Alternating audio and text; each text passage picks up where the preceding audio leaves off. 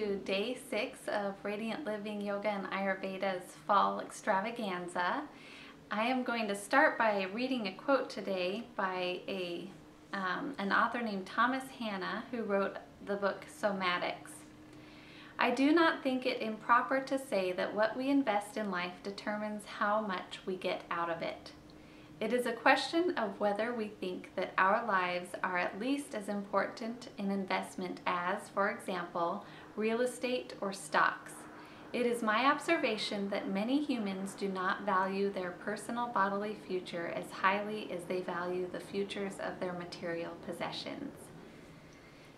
So I want to congratulate you on taking this time this fall to invest in your bodily well-being.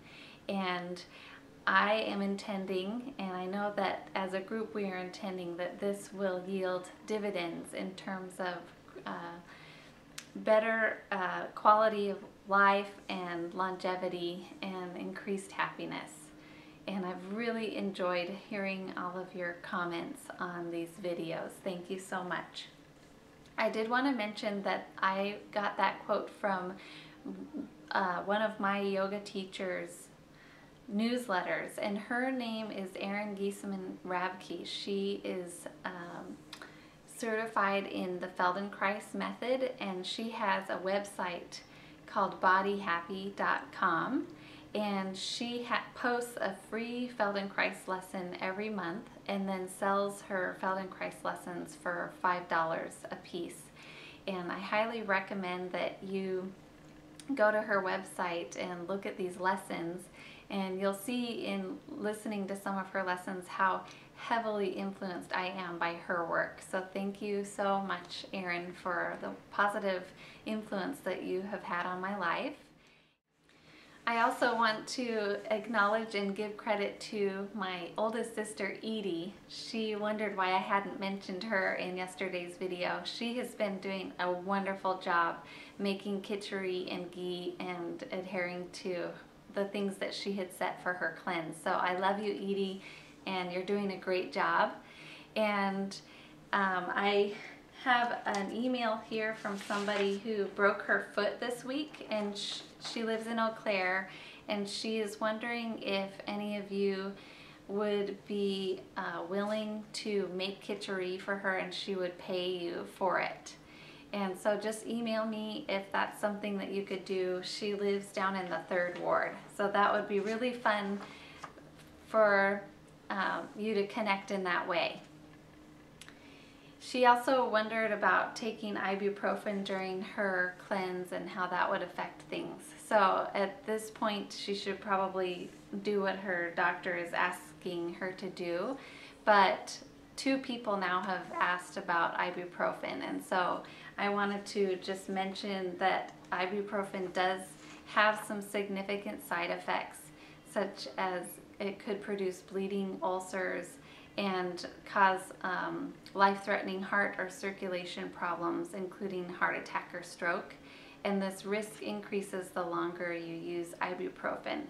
So in Ayurveda, we have some alternatives to ibuprofen in the pharmacopoeia, the Ayurvedic herbs, and other methods for keeping inflammation down. So recommending these specific things to people at this time is beyond the scope of what I'm doing during this cleansing time, but I did want to make you aware that there are alternatives to taking ibuprofen every day.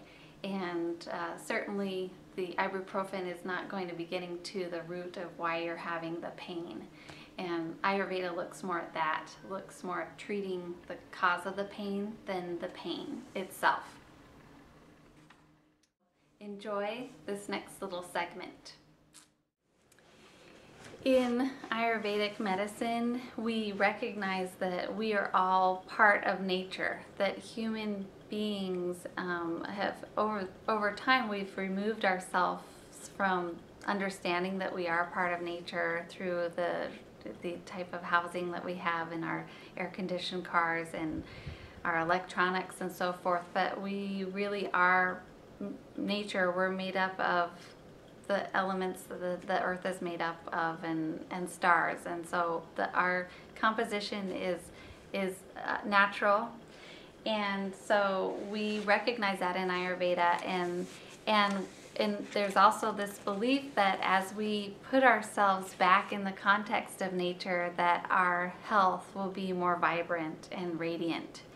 And so another way of thinking about this is that our cells have these elements that make up the cells, and our cells make up our bodies, and our bodies are cells within the universe. And so we're a microcosm of the universe.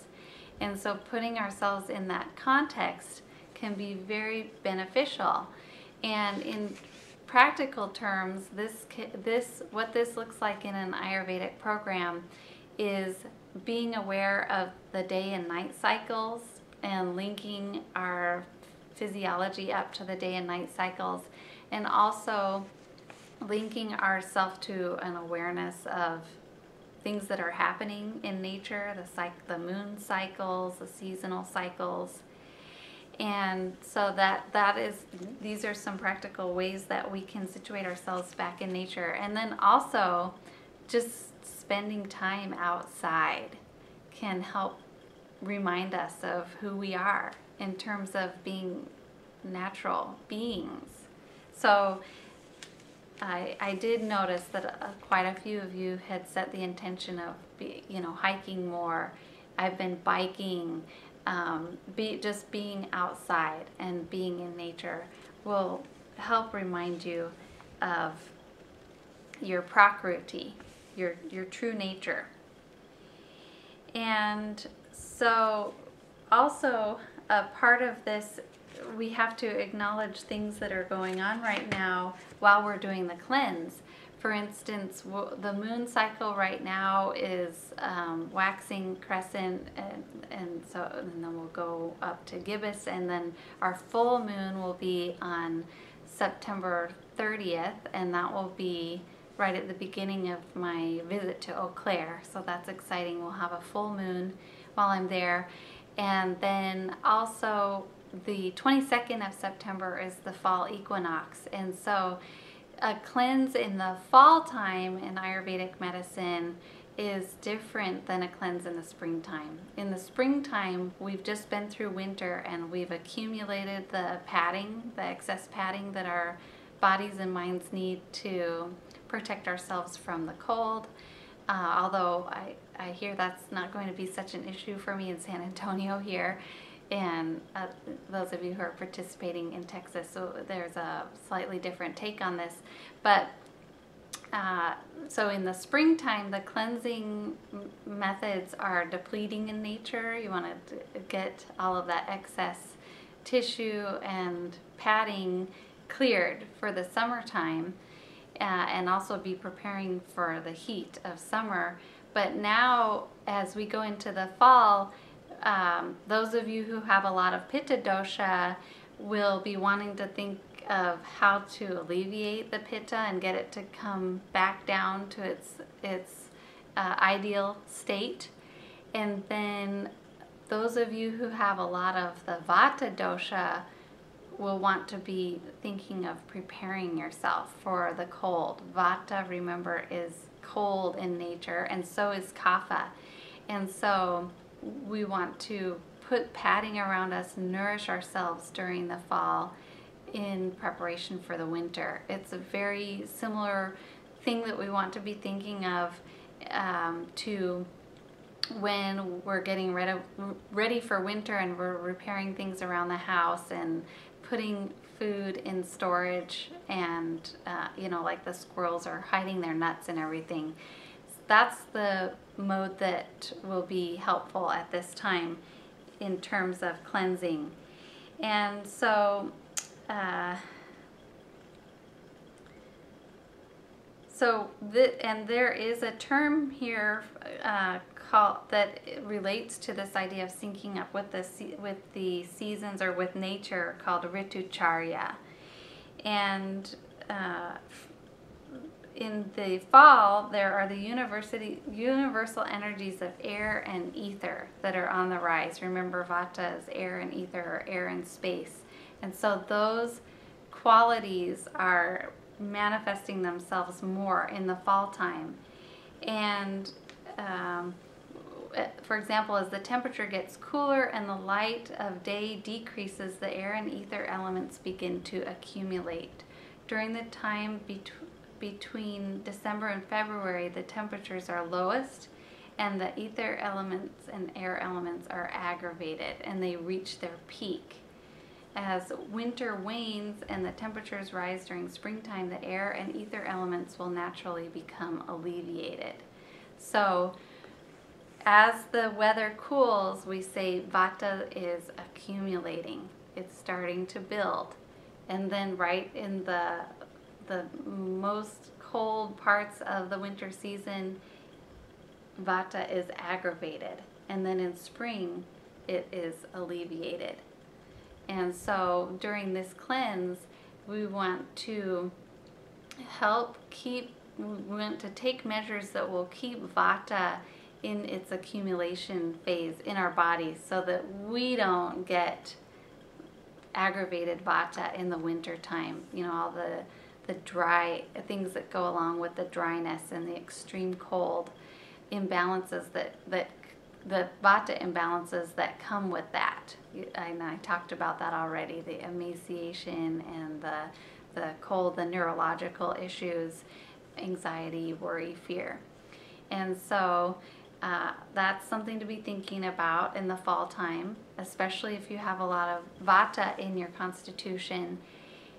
But then again, so for Pittas though, Pitta's going into its alleviation phase. And so if you have a lot of Pitta in your doshas, this time of transitioning into fall, we'll still be kind of working on cooling all that heat that accumulated during this hot, hot summer that we had.